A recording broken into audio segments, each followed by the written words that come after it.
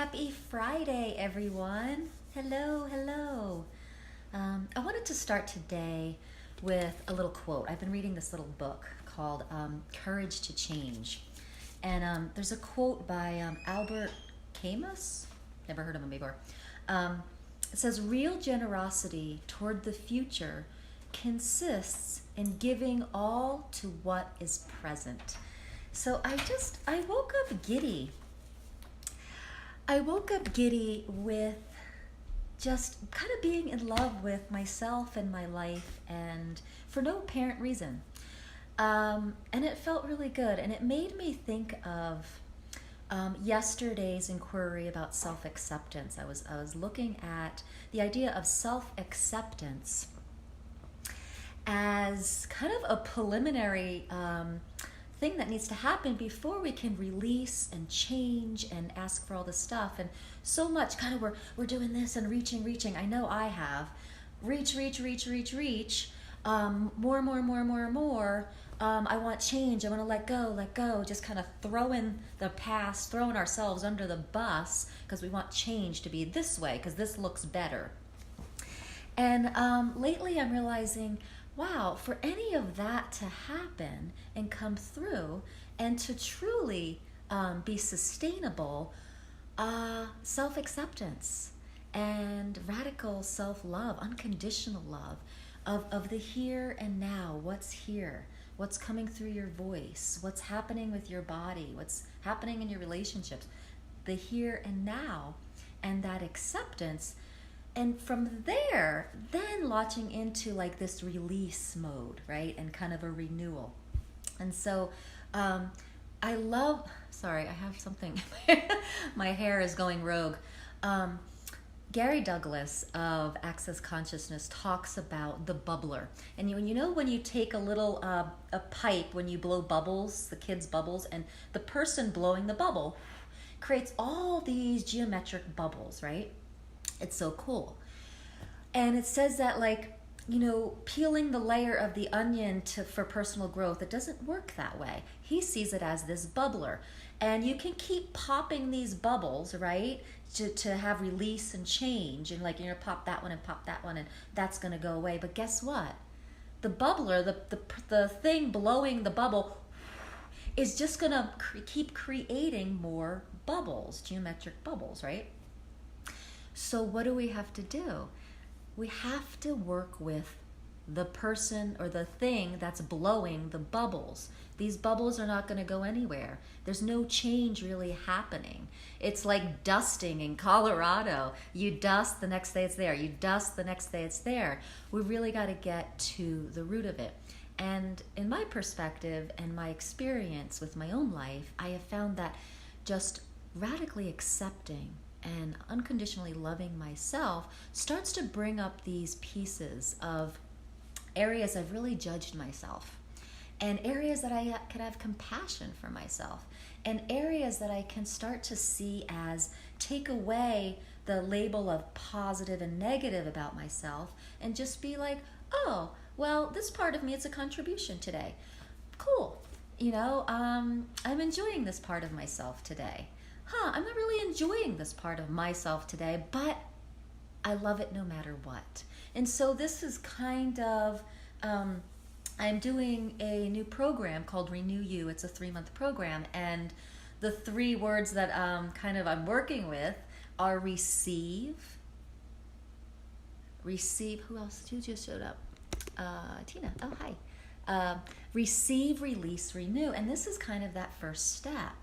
Receiving. What does that have to do with self-acceptance? Well, are you willing, am I willing, are we willing to receive the totality of ourself?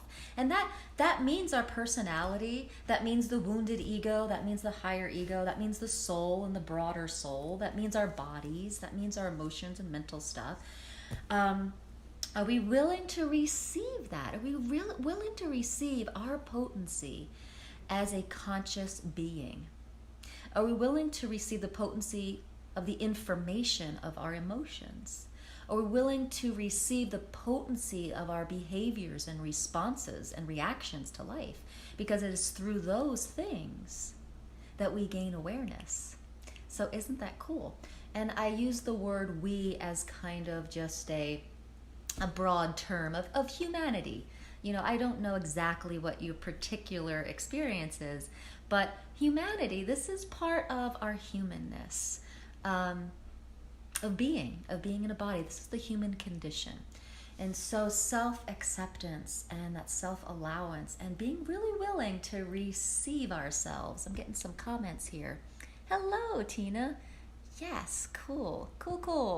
Thanks for being on here. So the courage to change really is the courage to receive yourself and have self-acceptance and allowance. And what's so cool, Tina, about this is that self-acceptance, that receiving yourself, builds a lot of compassion. And guess what the domino effect of that is? We start to have that sense of allowance and acceptance and receiving and presence with other people. So we start to have oneness with our fellow humans, right? It's kind of like we are an aspen grove, right? It's like the aspen tree is like an individual expression, but really underneath, guess what's happening? We're all connected. And so as we have these individual experiences and we can come into the courage to love ourselves and receive ourselves, we actually gift that to all of humanity. And wouldn't that be cool if everyone in the White House was doing that too? Okay, I'll throw politics out. But we create a sense of oneness when we're willing to do this first piece of receiving ourselves, truly accepting, and have radical allowance for ourselves. We're able to start here and then give it back out and just have it and be in oneness. So that's exciting to me. Oh, yes, I choose that now. Yes! Sorry, I got my little light here. So I have to move it, and that's what this is. Yes, let's choose this together today, this weekend. This first phase of renewing yourself is receiving you. Courage to change has to do with self-acceptance. So here's just a little tool you could do. 2 tools. One is, I do this in the morning. I did it this morning. That's why I posted my picture. I look in the mirror and I say, I love you no matter what. And, you know, being a middle-aged woman, you start to see different things, skin starting to do things. And, you know, in this culture, sometimes it's easy to get wrapped up in that. And so I look at that when I first wake up and I'm like, love you no matter what. And so whatever that is for you, your skin, your emotions, your different personality things or whatever, some things are harder to like about yourself, bring them up and say, I love you no matter what. So that's a nice little practice you can do. The other one is I've done some somatic voice work through the years with myself and other people, and your voice, receiving your own voice is such a beautiful practice in receiving yourself and having self-acceptance. So many people reject their own voice that I've noticed through the years. You know, I don't sing, I don't express that way. You don't want to hear my voice. You don't.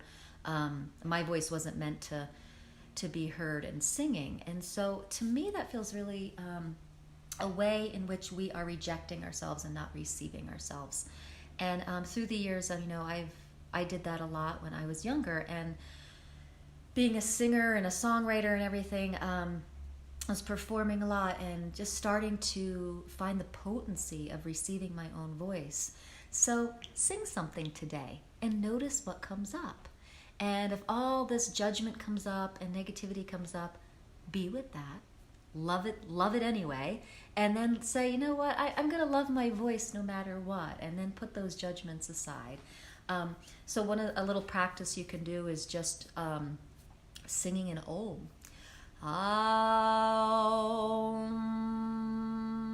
and sit in the silence. Anything percolate, and just receive your own voice. We're very tuned to singing out and thinking that it's just we're giving it out, and then that's like too vulnerable. But guess what?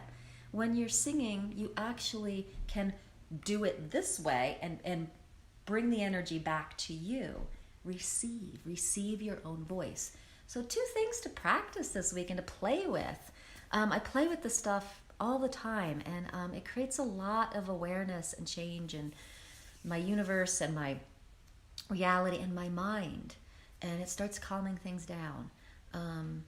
Anyway, happy Friday. I hope this was a contribution, and thanks for tuning in, Tina and Paul and whoever might be on this later.